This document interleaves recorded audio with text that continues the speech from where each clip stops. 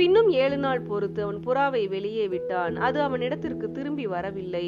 அவனுக்கு 601 வயதாகும் வருஷத்தில் முதல் மாதம் முதல் தேதியிலே பூமியின் மேல் இருந்த ஜலம் வற்றி போயிற்று. நோவா பேழையின் மேல்தட்டை எடுத்து பார்த்தான். பூமியின் மேல் ஜலம் இல்லாதிருந்தது. 2ஆம் மாதம் 27ஆம் தேதியிலே பூமி காய்ந்திருந்தது. அப்பொழுது தேவன் நோவாவை நோக்கி, நீயும் உன்னோடே கூட உன் மனைவியும் உன் குமாரரும் உன் குமாரரின் மனைவிகளும் பேழையை விட்டு புறப்படுங்கள். உன்னிடத்தில் இருக்கிற சகலவித மாம்ச ஜந்துக்களாகிய பறவைகளையும் மிருகங்களையும் பூமியின் மேல் ஊறுகிற சகல பிராணிகளையும் உன்னோடே வெளியே வரவிடு. அவைகள் பூமியிலே திரளாய் வத்தித்து பூமியின் மேல் பழுகி பெருக கடவது என்றார். அப்பொழுது நோவாவும் அவன் குமாரரும் அவன் மனைவியும் அவன் குமாரரின் மனைவிகளும் புறப்பட்டு வந்தார்கள்.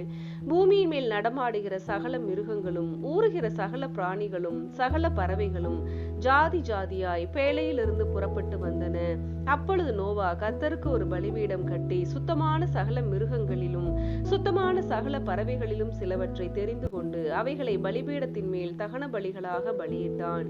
சுகந்த வாசனையை கர்த்தர் முகர்ந்தார். அப்பொழுது கர்த்தர், இனி நான் மனுஷன் நிமித்தம் பூமியை சபிப்பதில்லை. மனுஷனுடைய இருதயத்தின் நினைவுகள் அவன் சிறு வயது தொடங்கி பொல்லாததாய் இருக்கிறது. நான் இப்பொழுது செய்தது போல இனி சகல ஜீவன்களையும் சங்கரிப்பதில்லை.